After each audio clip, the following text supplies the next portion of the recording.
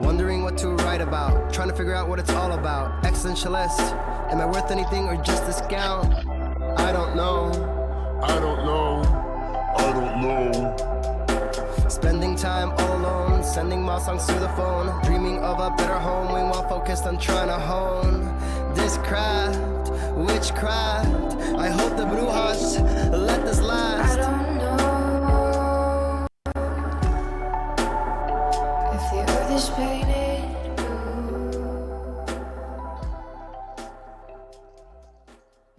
That was the great sounds of Watson with Outside on WNHH LP 103.5 FM New Haven. Myself, Prestige, with my partner in crime, Long Island Rays, Elm City made, Easy Bluez is in the building. Right now, you are listening to Behind the Brand. And Easy, you are better at introductions more than me. Who do we have today with us?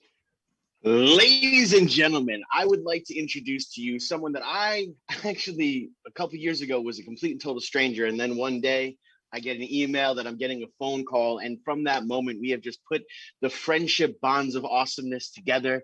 And we have guided through some incredible times of, from sitting and chilling for the Elm City Music Festival to having to go downtown on a weird bus because some bar didn't want to honor the contract, to going down to playing. This is the man who got me to, as a singer-songwriter, play a strip club. And for that, I am forever, ever thankful. So is Preston, because he was very happy that day. I want you to put your hands and your feet together, not if you're driving. If you're driving, keep your hands on 10 and 2 because it's important.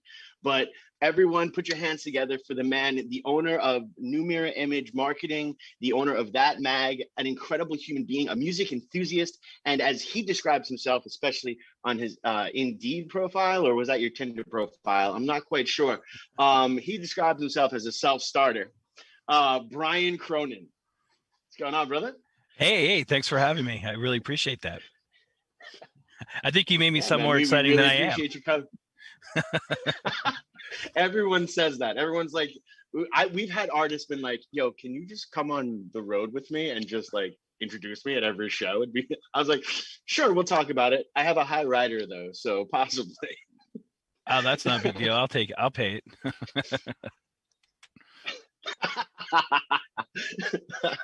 I know you will. And brother, how have you been?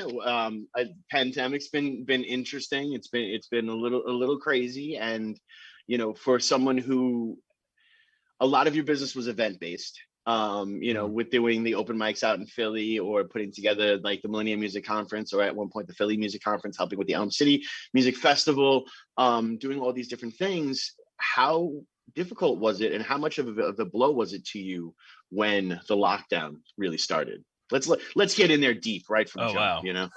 Pull the band-aid I mean, off. full disclosure, we just get off the tail end of Millennium Music Conference 2020 at the end of February.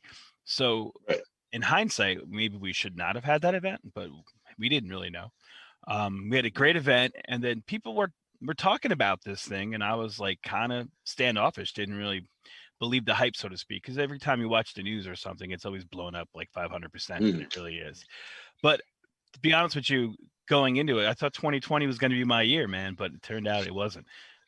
It was just more pivoting, and it was a lot of painstaking at first, but then coming out of it toward the end, it wound up doing okay. And now that we're kind of like being vaccinated and we're kind of seeing people in person, it's slowly but surely starting to come back and creep back a little bit. That makes any sense? That makes sense. No, it makes total sense, and that's one of the key things, and that's your entire story, going back and looking at your bio, and actually just sitting down and having conversations with you. Your story has always been about adaptability. When you first, like, let's get a little deep. Like, when you first walked into a bar and was like, hey, this music thing is where it's at, and this is who I want to be, and this is where I want to focus myself. That's extremely difficult. That's extremely difficult for a musician, but for someone who does it from a networking point of view. And I will say, for everybody who knows me, I love networking. I absolutely do. But my heart for networking really, really became developed by knowing you. You made me understand the importance of networking and how you need to use that, in your arsenal of how to make yourself better. And I honestly thank you for that. And I don't think I've ever personally thanked you for it, but here I am. Oh, Might as well do it in front of the world if you're going to do it, right? sure. Yeah. So, what made you transition into saying, hey, I'm a real amazing people person and people seem to dig me. How do I make this work for me? And what industry do I make it work for me in? Well, I'll be honest with you, starting out in music, when I started the company, Mirror Image, we were really, I'm coming from New York City, and I'm going to music events and things called like the inner circle, which are like business networking for the industry folks only. And you're getting to hang out, and then they have some showcases of some artists that are up and coming. I've always, probably since the late 90s, blossomed in a sense where I'm easy to talk to. I really believe back then that it's all about building a brand, building a network, because you don't know where this person's going to lead right away. No one's going to buy something from you right away, especially nowadays. People want to be your friend before they want to give you any money, in a sense. So I learned back then, and when I started my company, it's one of those things where I had this natural gift to I can be approachable. I can talk to somebody.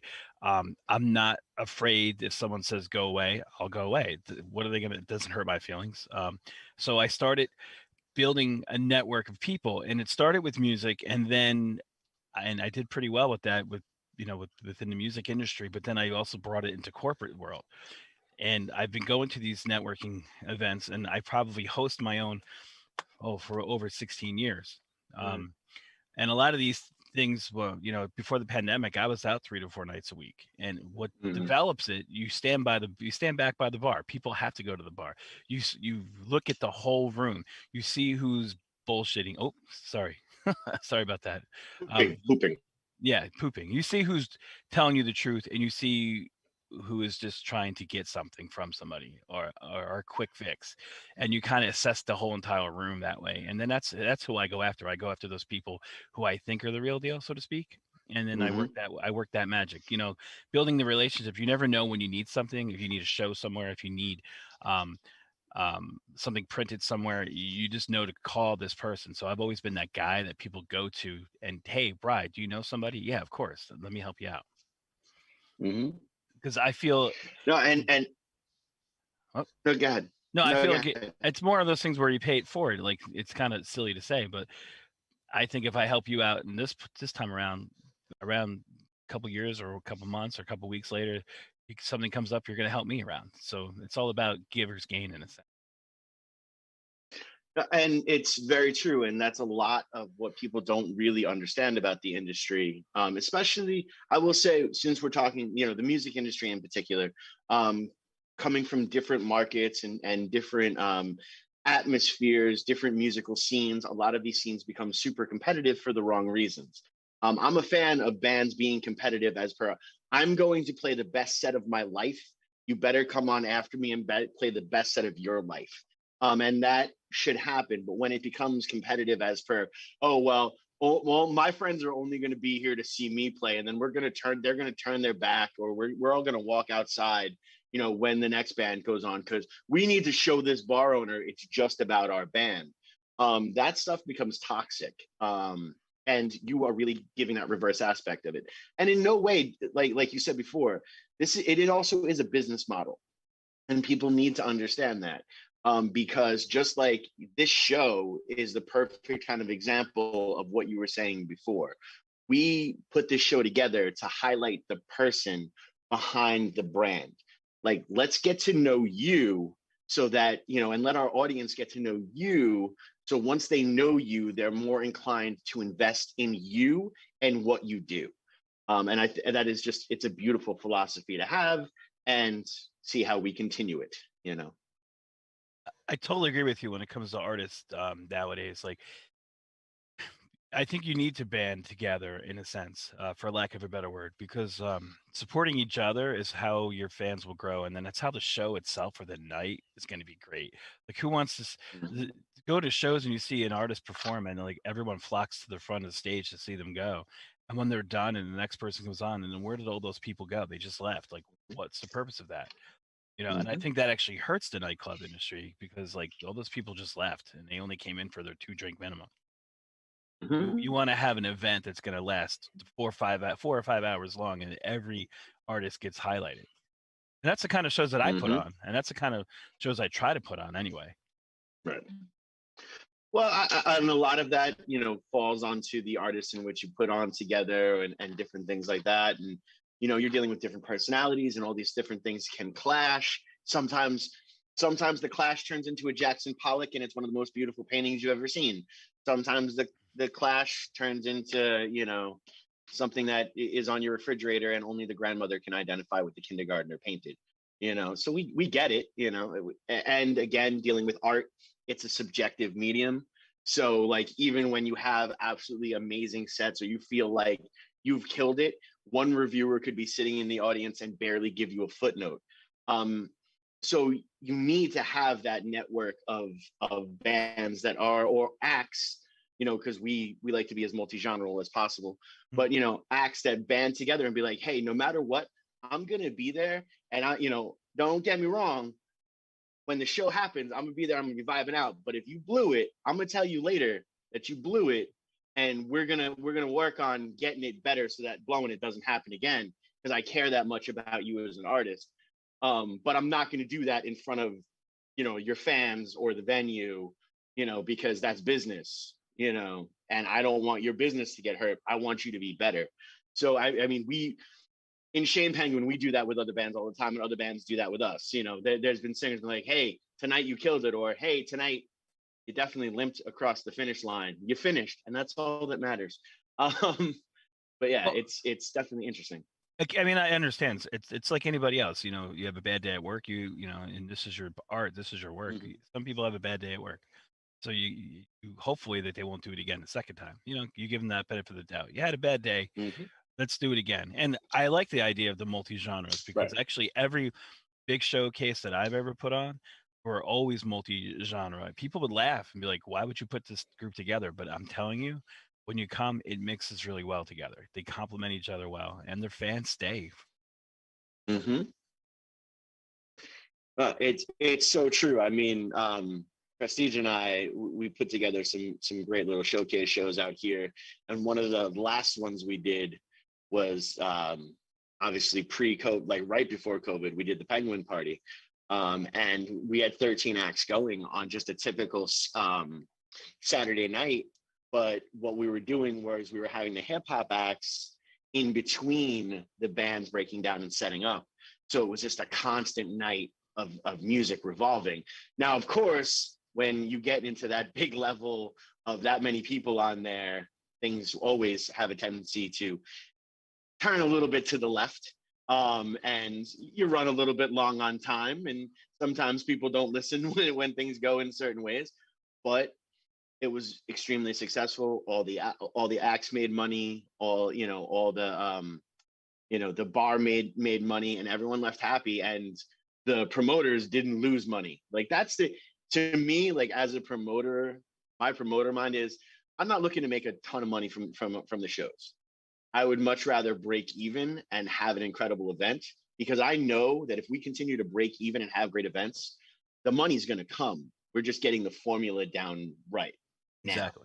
And I think that's something else that I learned from you and doing, Elm City Music Festival and watching Millennium Music Fest and seeing how things just like clicked and boomed and into different aspects, and how you were able to stay fluid, but also staying regimented in a schedule. How difficult is that to really pull off? It's once you're in that flow, it's not that difficult. Once you work with people for a while and they know how you work, it's not that difficult. It kind of flows. But getting there, working with new people, that can be rough. Like I'm actually currently working on a spring music festival for my town that we're doing next month. And doing that, I have a board.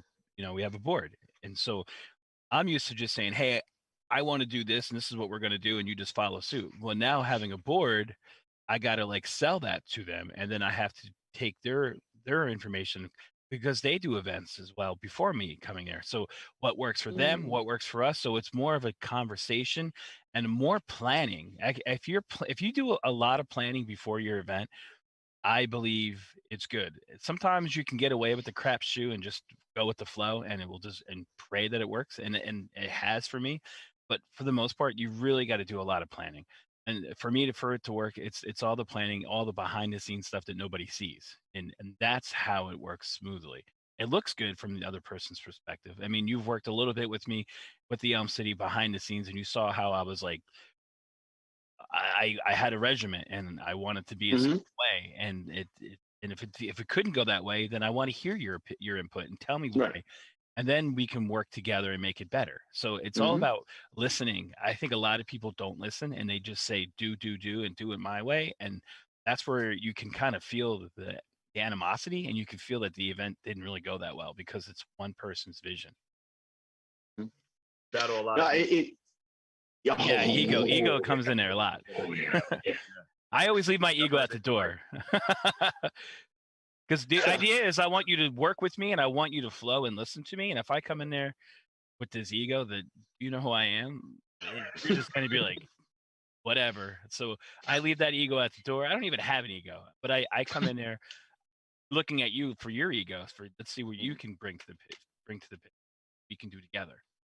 And I want to see what we can do together on WNHHLP 103.5 FM New Haven. Myself is Prestige with my partner in crime, Long Island Rays, Elm City Made, the building. Our guest, Brian Cronin. Brian, what do you specifically look for in a act? Because you can't just like bring anybody to the table when it comes to talking, especially when they're unknown. Exactly. It really has to do. Obviously talent in the craft is the very first thing. You have to make sure that there's talent. You got it. And what I do is I look at the picture as like the whole picture. If I look at somebody, I look at the audience participation. And I mean like the real audience, not your friends in the corner. Obviously your friends in the corner like you. Get into that. Thank you. Yeah. But you got to have audience participation. And if I see that people are liking and genuinely following you, especially when it comes to social media, you got to like I met someone recently over the last millennium we just did, and we had like a little Zoom party, and he was talking about how I'm not going to go into depth, I'm not going to just like shoot him down, but he went into this thing where I'm so and so, I was on The Voice, I did this, I did that, and when you look at his page, he's got all like thousands of followers, but then all the questions he was asking me, it made me rub my head a lot. Like, you should already know all this stuff already. So like, why are you asking me? And he had his manager with us. They're both asking me these questions, and I'm just like. So as I broke it down, I realized he was somebody who tried out for The Voice. He didn't supposedly sign a contract, so he didn't get picked. But he's been telling people he was on The Voice, and all these people follow him. And he also bought into some kind of algorithm that bought him a bunch of likes. And and when you read it, because if you have over I think it was over 20,000 some people that like this dude, and I was so into it for me to maybe we'll work on it. But then when you read all the comments and you can see like the same 3 people, or you only get like 4 likes or 10 likes, or maybe he got like 50 likes, but it was nothing near to what he had as far as his like page.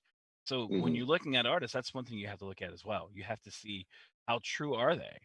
Again, when you first break it, when you're first coming out, you don't have nobody, and you rely strictly on your talent. And so, like I said, talent is first.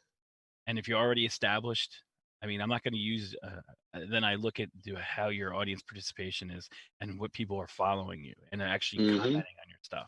That's my next thing. Too many forged resumes on the table. Yeah, well, you don't want to have I've done this, when I first started out, like I booked shows because I liked the music, and then it turned out like 5 people showed up, and then I got a lot of grief for it. So when you have other people that you're working with, and you're not, it's not just about me, it's about them. Like doing this outside festival, like this is not about me at all, what I like. It's about what the community is going to like. And I can't play what I like because, the community is younger people. They want to hear younger music. So it's all about what the community is and who I'm putting the show on for. That's what I look for. Now, talked about community, and I'm gonna pass the ball to Easy in a little bit, but just something I really want to know, Brian. Cities, communities, people. How difficult is it sticking with a city that is good with the Millennium Conference and choosing a different city? Because location's everything when it comes, to what you offer to the public. Please tell me about that. Well, Millennium was established way before I joined them. So Okay. okay, I so thought you were from a way get-go. I thought you were in. no. So Millennium is actually in its 25th year. This Awesome. 2021. So it's 25th year. I joined them like 3 years ago. Mhm. So, but when picking that, it comes down to like the hotel.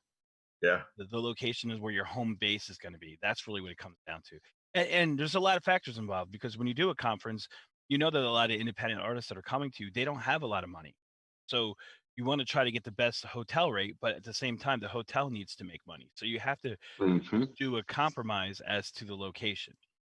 So if you can guarantee X amount of number of rooms, then in what city it would be all about? Like for instance, with Millennium, it's moved around in different cities Mhm. throughout Harrisburg region, but it's always came down to what is going to be longevity of what's best for the actual conference itself Okay. at that given year, because every year it changes because it might not work for that year. If that makes sense, I don't know. Yeah. Makes sense. Yeah, So you broke it down perfectly. yeah, so but it's all about like for instance, I'm putting together something. I'm under can't say what it is yet, but I'm working on something in Philadelphia. And on Tuesday, my partner and I went and we looked at a hotel and thinking about the area, because we don't want people driving all over the place. We want people to stay in one area and just make it easy for people. But we want to offer more than one option. Right. Yeah. That's what it comes down to: is location, and the ergonomics of being able to walk to and flow to the next place without hurting oneself. Yeah. Oh yeah, definitely. And you definitely brought that when myself and Easy went a couple years back. I believe was like 2019, 18, Easy that we went.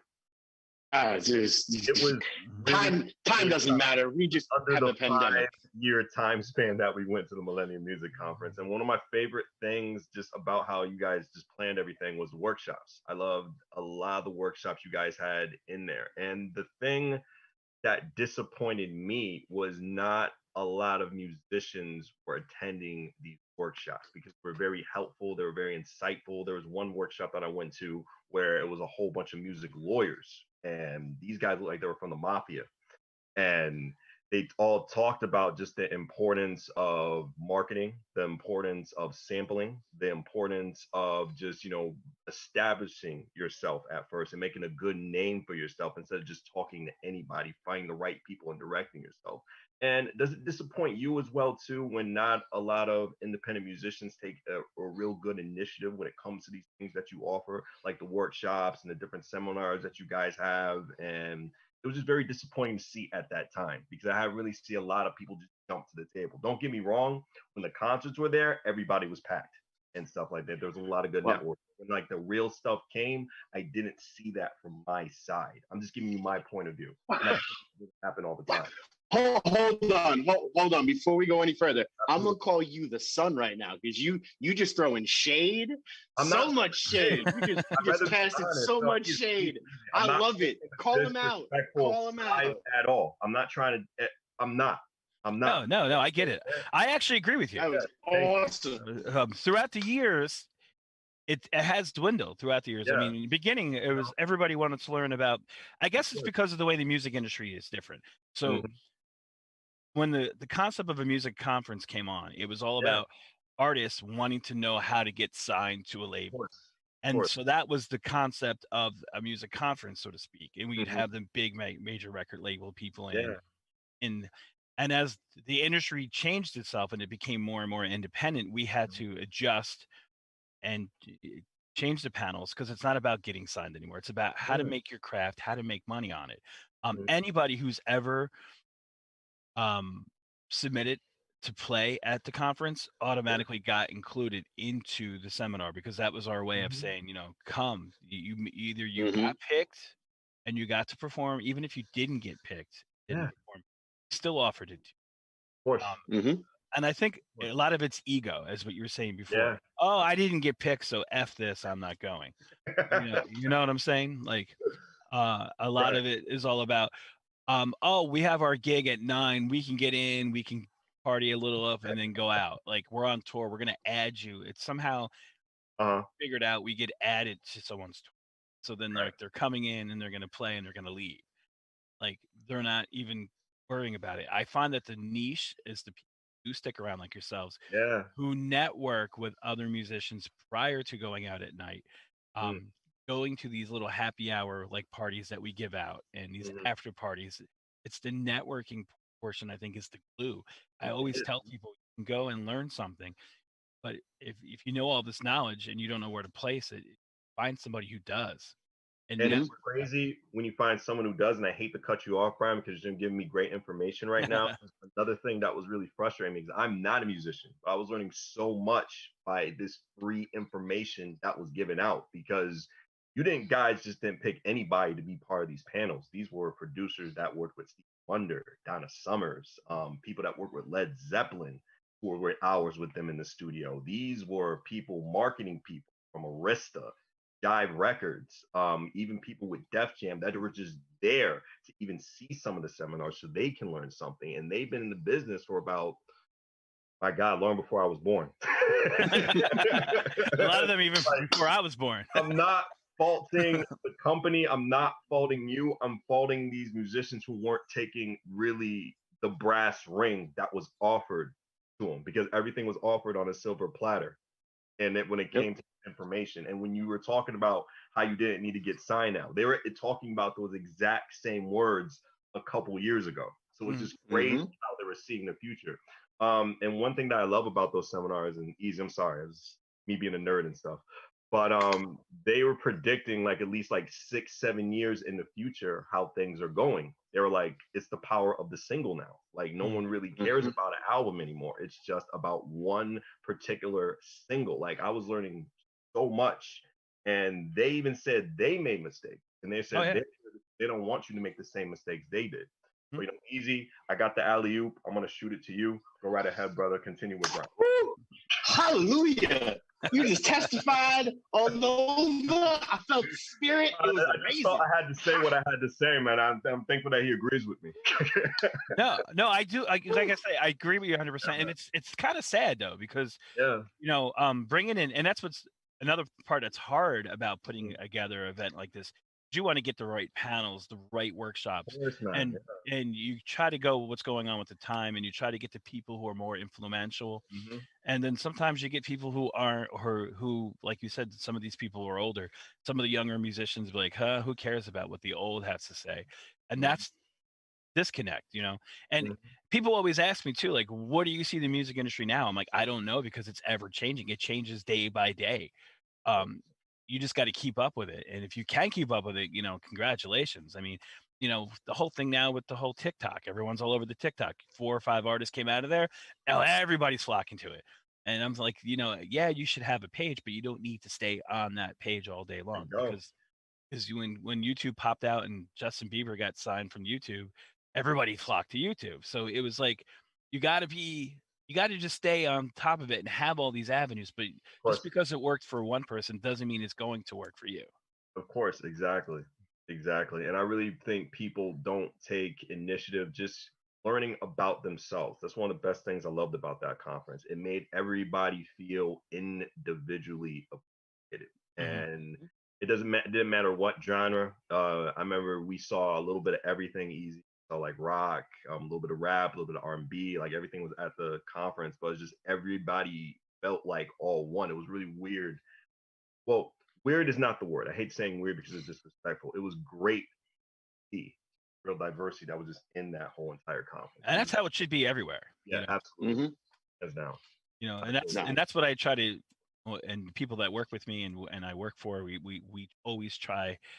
We all have to have the same common ground. And if we can try to get that unity, I mean, whenever I did a That Mag showcase, I would always, and people would laugh, whoever I'd had on the show, if I had 3 or 4 acts, I always asked at the very end of the night, regardless of the genre, let's do an open jam at the very end. You all had to be open. And that's how you get the people to stay, by the way. Mhm. Well, the Yeah. fans, because they're going to do another open jam at the end. And that is where the fun is, the energy, Mm. right where these people are just trying to play along with each other who don't, 9 times out of 10, don't even know each other. True. And that's fun. And that's what makes Mhm. you get that, what is that feeling, as you're saying, like the chills. Yeah. Mhm. And that's why I stay in That this gut industry. feeling. Yeah. That deep. Yeah. gut And feeling. people laugh at me when I say we got to do this at the end of the night. We need to have this open jam. And they're like, that's so silly. But when they do it, wow, you're right. It was so much fun. I'm Yeah. like, and for me to watch it, it's even more Mhm. fun. Mhm. And it scares me though, because people can definitely be the own enemy of their own laziness, man. It Mhm. really, and you're not even telling them to do the hardest thing in the world. You're just telling them to promote. Those are what those events for. It's to promote. It's to get yourself in that door. Exactly. And for me, being outside that whole box, because like I said before, I'm not a musician. Just to see these people not, you know, being offered, let's just say, for example, a chef. You got all these famous chefs. You got Wolfgang Punk. You got Emeril Lagasse. You got and just numerous other. You got Rachel Ray, and then like none of these chefs are like going out there to meet them and get promoted, or like whatever kind of network ability is there. I felt the same way with musicians at that conference. Yeah. Not all.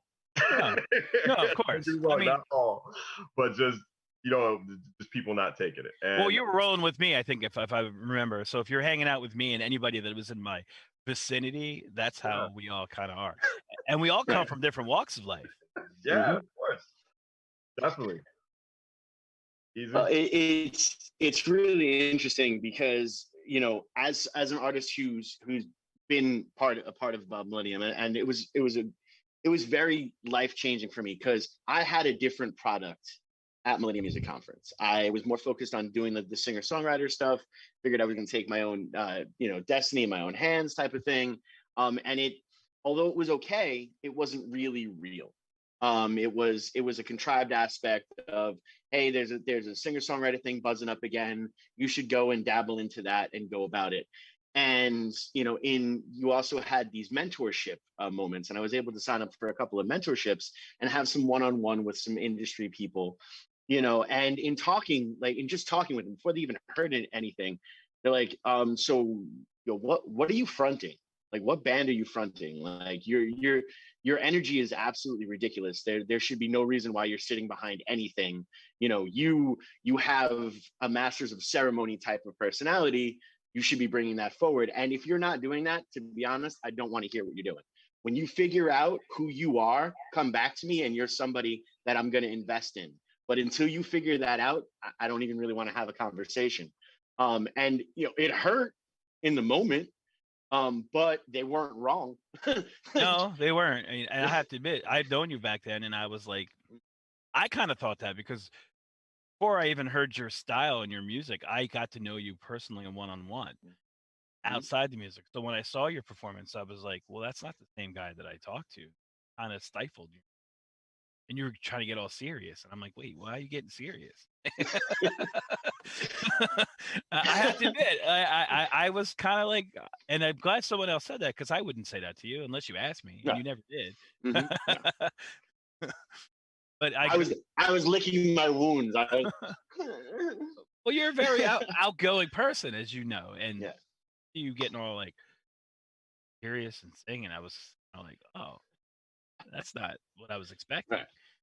A different animal comes out when Easy Blues performs. It's really crazy. Woo! Oh yeah. Oh, it's crazy now. They have to give me a wired mic because of COVID restrictions. Anything else, and I'm at the bar. Like you were just learning. Can't be in. Yeah. Then I was just learning. Now it's a whole different animal. But it's being able to take those notes, being able to understand that it really is to push you to be better.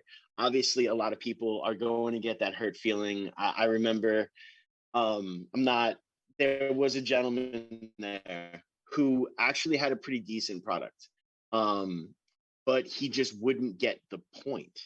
that he had to put the work in, that he had to go through the things. And he would just constantly, not only in like the seminars, but then in the one-on-ones, and then like in the after parties when everyone's just kind of like trying to kick back and whatever, he's like, what do I have to do? What do I have to do? And I was like, bro, you need to chill the fun out, man. Like, right? Like, I'm not even in the industry like that. And I don't want to work with you. Like, I don't even want to sit and like share a drink with you right now, bro. Like, come on, man, back up. Like, be back into it. Like, I know you're in your feelings and you just got crushed, bro, but like, come on, bud. Like, come outside. Let's pass a little something around and everyone be happy, and then we'll come back inside. It's like, I've got a good product and I just need to know. I was like, no, you need to calm down. Just breathe. Well, he's the kind of person where I don't know who you're talking about, but in general, if he's got the product, he's just the kind of person that has to buck up and pay someone else to do it.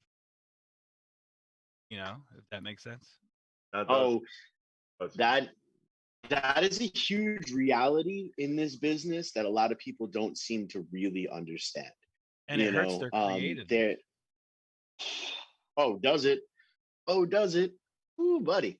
You know, and it can drive you crazy, because then you spend so many times putting on so many different hats that you forget why you're originally doing it. I mean, it's called playing music for a reason. It's supposed to be fun. And even those massively serious, sad musicians that are just doing that it's still fun.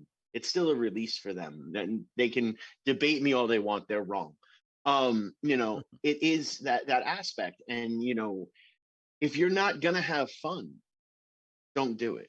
You know, this is not, you know, there are so many other people. Like, there are so many people that are coming for your crown. Exactly. Like, this is prize fighting. This is prize fighting in its thing. You know, as good as you are, tomorrow you are irrelevant if you do not continue to grow.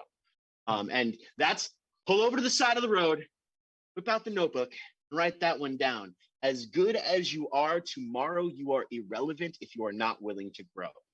Period. Yeah, and what I like to say, because I know a lot of people, especially artists, they don't have a lot of money, so they like to do DIY. And what I like to call it, it's not really a DIY, because I think you should do it DIY in a sense where it's like, do it independently. Yes, do it yourself independently, but don't actually do it.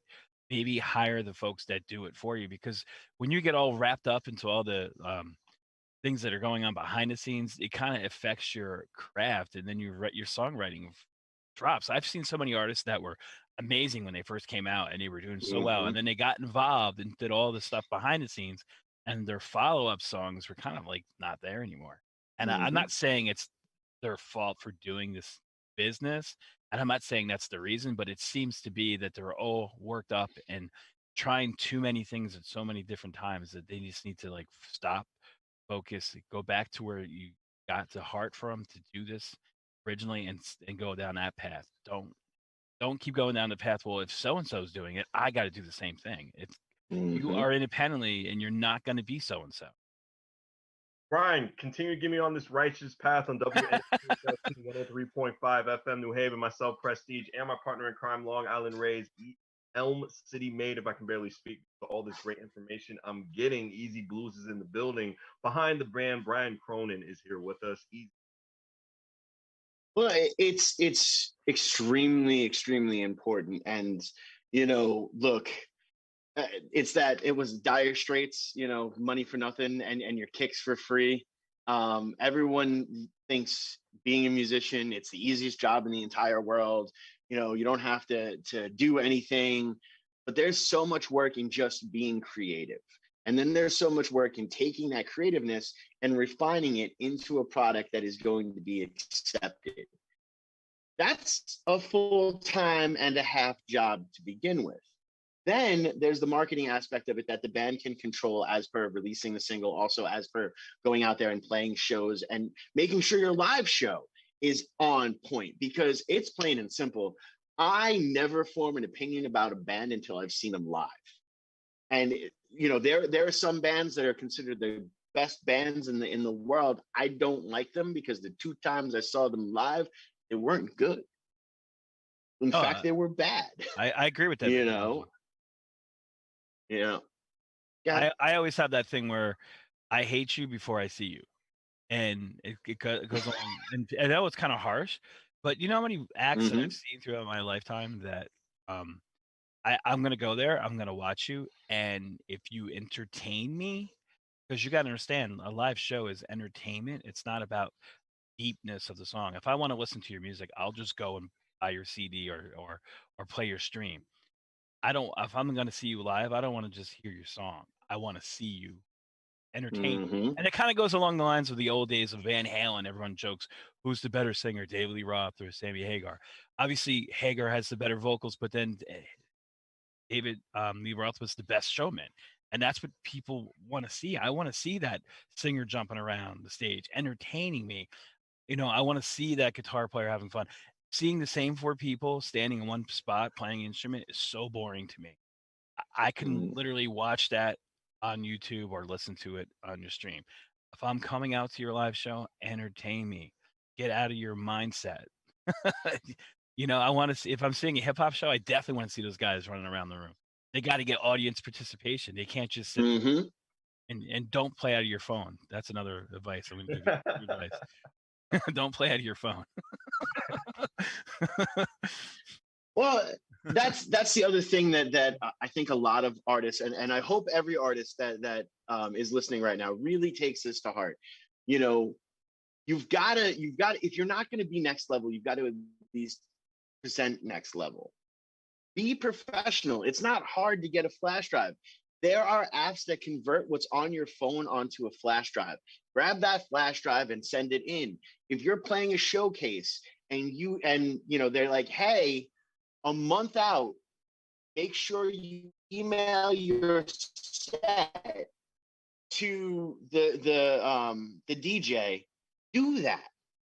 Don't be more of a pain in the butt than you're supposed to be. There are some artists that they can do that. I mean, you know, the biggest Broadway success, Barbra Streisand, there's the whole story. She came in late for an audition, and, you know, as she was about to sing, she's like, wait a second, I have to take my gum out, and she put it under her chair. But then when they checked later, there was no gum under the chair. She created controversy so she could be recognized. I get it. That somewhat makes sense. And if that story is true, more power to you, Barbs. But she's also a next level talent.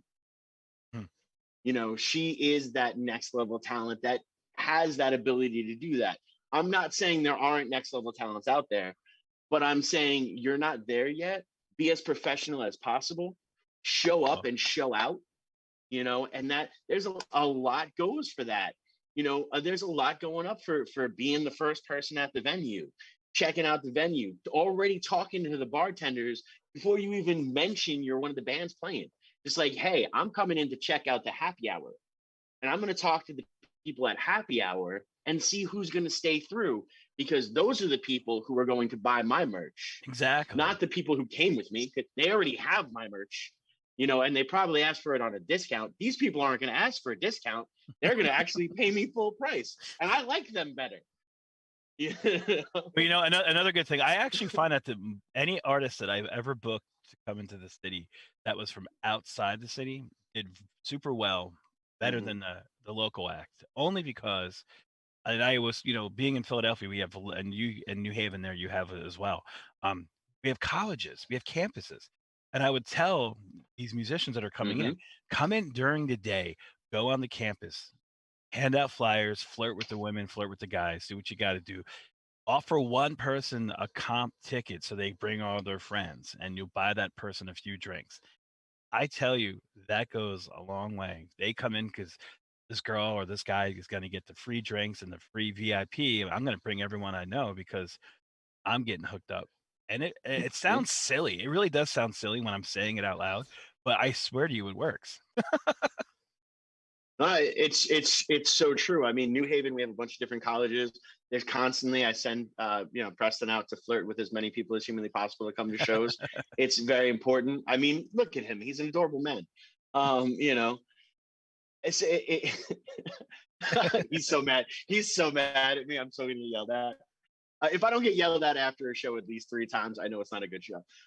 You know, but that's the whole key is, again, it's that networking aspect. Networking doesn't stop with an industry person. You're networking all the time. I have now developed kind of like my networking muscle up to the point of, by the time I brushed my teeth in the morning, I've already sent out a couple of emails, already checked up, and not even to check up to see if the business aspect is going to go anywhere. Mhm. I'm legitimately checking up on people, but like, hey, how have you been? I haven't heard from you in a hot minute. What's going on with that? Because when you build these relationships, you genuinely care. And it's out of those genuine moments of caring. Like, if it wasn't for the Elm City Music Festival, if it wasn't for me genuinely caring for you, and then of course for Vic, Shane Penguin would never have been recorded at Horizon Music. I think you actually were at You the know? point of quitting at one point when we were first talking. Yeah. I was so done because I was so burnt out, spinning my wheels, constantly going over and over the same exact thing, seeing that as a singer-songwriter, I'm getting more love and respect at hip-hop shows than at singer-songwriter shows. I'm like, I'm done. Like, this is dumb for me. That made no sense It to just me. didn't make That made no sense for me with you at first. Yeah. But I thought it was great because you had a Yeah. connection and you had a fan Mhm. base. And those hip Yeah. hop guys would come out to your singer-songwriter shows and they appreciated it for who you are. Mm-hmm. So that And was now we're rocking, up in Massachusetts, bringing a full band to hip hop shows, and they love every aspect of it. But we're also there and hanging, and we're also, talking with people and moving forward, and just this constant aspect of like, we appreciate you for appreciating us, so we're going to keep pushing. And that is the relationship aspect that is so important. Be that person. Like, it's not just about you leveling up and you rising up. It's about your entire crew or your entire demeanor. I'm not saying let's not get MC Hammer crazy and like give everyone millions of dollars when you first broke through. I'm saying, be there. And like, for example, we just played a show with a band that we consider our brother band, Fiction. The energy is so palpable and the connection between us is so palpable. I know for a fact that if we could book an East Coast tour with that, it's going to make money in every single thing because the energy level is there, because both bands genuinely love each other as humans and then also as musicians and performers. And, we have no problem while they're going on running up on stage and giving a hug to one of the members, and they do the same thing to us. Those are the things that are going to, because it's a genuine moment, that's what carries forward. Mhm. That is the stuff that you can build those legacies off of. Because I mean, how many times I grew up, through the music where you, like, for example, the Tibetan Freedom Concert, John Popper came out and played harmonica while Eddie Vedder was playing Black. Like, that moment was amazing. And as musicians, as local artists, as independent artists, we should have more of that. I mean, there was, I think Henry Rollins actually pointed out, there was he saw a show where Ice-T and Perry Farrell were covering a Sly and the Family Stone song that I cannot mention on air, yelling at each other. But it's that moment that is so beautiful. And those people got to see that moment, and that becomes a part of a legacy. And when you're out there to create a legacy, you're out there to create those beautiful moments, and they're all sorts of diamond perfectly individual, those snowflake moments, as I like to call them, and not like the way it's been taken, but each snowflake is individual and perfect and beautiful. Those are the moments that you can build a legacy. And a single moment is a really tiny snowflake, but a career worth of moments is an avalanche that should be able to take you through to your next form and your next life. I want to talk about the future. I love it how you went to next life. Brian, what are you doing in the present? We learned a lot about the past of you. We learned about this network and all this great information throughout the program. But what is Brian Cronin doing right now, April? What are your moves? Well, as I was saying to you now, while we're doing that, I'm the current president of the business association in my town. So we're doing that music festival next month. That's what I'm currently working on. But with Mirror Image, the brand, we did do a lot of pivoting. We still offer the same music products, the vinyl pressing now with the new company. the merchandise that you still need. We still do all that, but now we pivoted towards the digital marketing, and we're doing digital distribution with as a white label through Sony The Orchard. We're doing a lot for that perspective when it comes to like the music. Trying to just stay afloat. We're still, we're 16 years in, and we got to stay like everybody else in the same sense that we can't just keep being stuck doing the old. We have to move forward and go with the flow, and still offering the products and then doing the digital services. I think it's a nice compliment. You can go to a company and you can order like array of things, and that's what's keeping me afloat. That's what I'm doing. Mm-hmm. And with the magazine, we're in a process. Our editor Lauren, like we're working. We have obviously since everybody's been not really doing a lot in COVID, and they've been writing a lot of songs, and 2020 I think became the year where everyone was recording and writing. So 2021, we're just being slammed with releases that, with the magazine, we're looking for new ways of doing more things in the public's eye, but we're constantly writing. I have a team of good writers who I cherish that do a lot. It's album reviews, and soon we'll be doing show reviews again, and we do full feature interviews. And we're trying to pivot to the next step with that. What is that? We don't know. We're coming up with ideas every day, but stay tuned, because now that we're allowed to be in person again, I think we're going to start doing feature showcasing again and all kinds of stuff. I mean, I'm literally looking at the picture right now. You guys were at a ribbon cutting for Lola's Garden. It was like I was, yeah. So, and I have one coming up next week actually for another new restaurant that's opening up in Ardmore. That's nice. Awesome. Yes. That's awesome. All right, during a pandemic, right? How do you open up a restaurant during a pandemic? Delivery, DoorDash. Numerous options in the world today of food. Brian, we have a minute left of the show, unfortunately. Please tell everybody just again where to contact you, anything coming up, and just more about your companies. This is the last minute of the broadcast where you can support yourself. Sure. Ahead. Well, you can always reach me on my email, Brian with an I at newmirrorimage.com. I always check that all the time, regardless if it's for the magazine or for any kind of merchandise or marketing thing. There's thatmusicmag.com, where you can check out the music magazine that we've been going on, going to be 10 years, 2022. And anything we do in ardmoreshops.com for anything local that I'm working on. The spring festival's coming up. And Millennium Music Conference website is musicconference.net. Hopefully, I'll be coming back up your way again and maybe doing Elm City, 2.5. That'll definitely be awesome. Brian, thank you for being part of Behind the Brand. We appreciate it. Thank you. Absolutely, man. On WNHH LP 103.5 FM New Haven. Thank you again, man. Appreciate you. I love the heart easy. Yeah, man. Appreciate it. Oh, thanks for having me, man. Definitely. Wondering what to write about, trying to figure out what it's all about. Existentialist. Am I worth anything or just a scout? I don't know. Spending time all alone, sending my songs through the phone, dreaming of a better home, while focused on trying to hone this craft, witchcraft. I hope the Brujas let this last. I don't know if the earth is painted blue. I don't know if that's really you. I wanna go outside. I wanna go outside.